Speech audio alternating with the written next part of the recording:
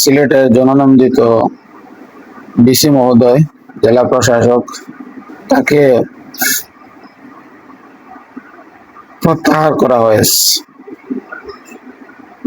অন্য জায়গায় বদলি করা হয়েছে। কেন বদলি করা হয়েছে কারো জানা নেই।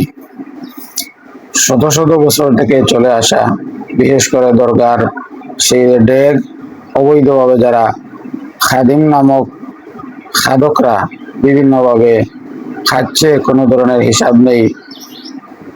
শত শত বছর থেকে এই অবৈধ কার্যক্রম বিভিন্নভাবে মদ গাঞ্জা ইত্যাদি আসর সেখানে চলে। সারা দেশ থেকে, দেশে বিদেশ থেকে মানুষ এখানে আসে দেখার জন্য।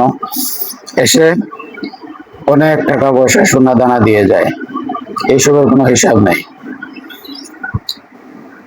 যুগের পর যুগ, বছরের পর বছর, শত শত বছর থেকে এভাবেই চলে আসছে। অসংখ্য গণিত জেলা প্রশাসক সিলেটে এসেছেন, জনপ্রশাসন তো সবসময় আছে। এদের নাকের ডগার উপর দিয়ে এসব দুর্নীতি, নানা ধরনের এই যে মহা দুর্নীতিযোগ্য কার্যক্রম চলিতেছে, দেখার কেউ নেই। সম্প্রতি এই যে জনাব ডিসি মহোদয় জনাব সরওয়ার আলম সাহেব সম্প্রতি সিলেটে নিয়োগ পাওয়ার পর থেকে অসংখ্য ভালো কাজ তিনি করেছেন, ভালো কাজে সহযোগিতা করতেছেন। সিলেটকে সুন্দর করার জন্য, দুর্নীতি মুক্ত করার জন্য অনেক ধরনের প্রচেষ্টা চালিয়ে যাচ্ছেন। কিন্তু যারা প্রকৃতপক্ষে দুর্নীতিবাজ, সমাজের ভালো চায় না, জনগণের ভালো চায় না, শহর সুন্দর হোক, ভালো থাকুক, জনগণ ভালো থাকুক, দুর্নীতি মুক্ত হোক, মূলত এসব যারা ভালো পায় না, তাদের মাথা ব্যথা শুরু হয়ে গেছে উনি নিয়োগ হওয়ার পর থেকে।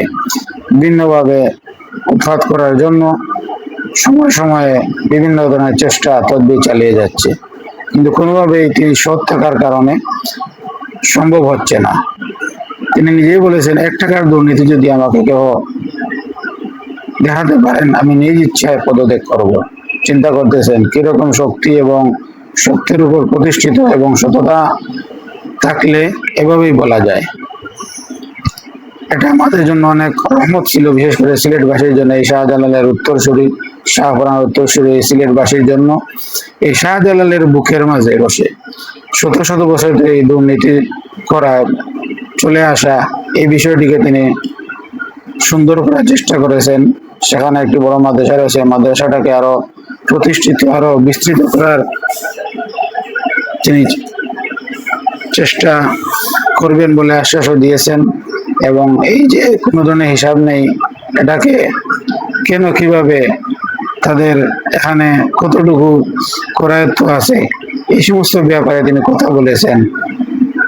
তারা এসবের ভাগিদার কতটুকু, বা তারা কেন হিসাব দেয় না, তাদের এখানে অধিকার কতটুকু আছে, এই সমস্ত ব্যাপারে তিনি হাত দেওয়ার কারণেই আমরা দেখলাম একদিনের ভিতরে তাকে বদলির নির্দেশ দেওয়া হয়েছে।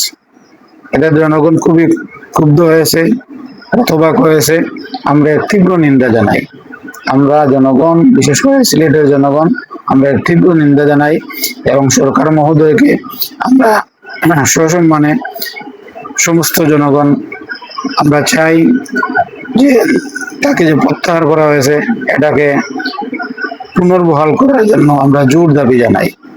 সিলেটের জনগণ, আমি অতীতে কোনোদিন দেখি নাই যে একজন ডিসি মহোদয়ের জন্য জনগণ আন্দোলন করতে, মানববন্ধন করতে, সমাবেশ করতে, কিন্তু তাৎক্ষণিক গতকালকেও দেখেছি এই মানববন্ধন করা হয়েছে ওনাকে পুনর্বহাল করার দাবিতে। আজও 11টার সময় এই জেলা প্রশাসকের কার্যালয়ের সম্মুখে সিলেটের আপামর জনসাধারণ এই জননন্দিত এই ডিসি সরওয়ার সাহেবের প্রতি সমর্থন জানিয়ে তাকে পুনর্বহাল করার দাবিতে আবারও কি করা হবে, মানুষজন জড়ো হবে, আলোচনা হবে।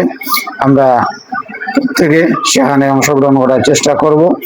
তো প্রশাসনকে এবং সরকার মহোদয়কে আমরা সবিনয় অনুরোধ করব, দয়া করে এই মানুষটাকে, সিলেটের মানুষ চাচ্ছে, আমরা তো সবাই বলি গণতন্ত্র মানে প্রত্যেকের অধিকার দাবি, জনগণের দাবি।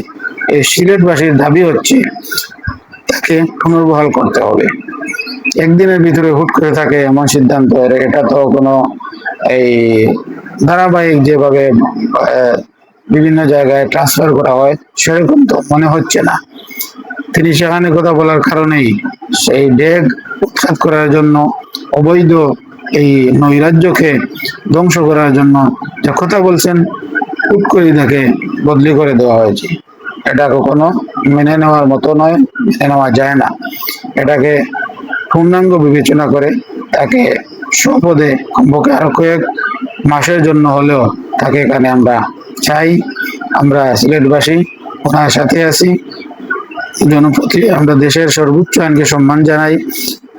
সবকিছু সুন্দরভাবে চলো, দুর্নীতি মুক্ত হোক, সকলেই চায়, প্রশাসনও চায়, সরকারও চায়, আমরা জনগণও চাই। এজন্য তাকে পুনর্বিবেচনা করে তাকে আবার বহাল করার দাবিতে আমরা সরকারকে উদাত্ত আহ্বান জানাই।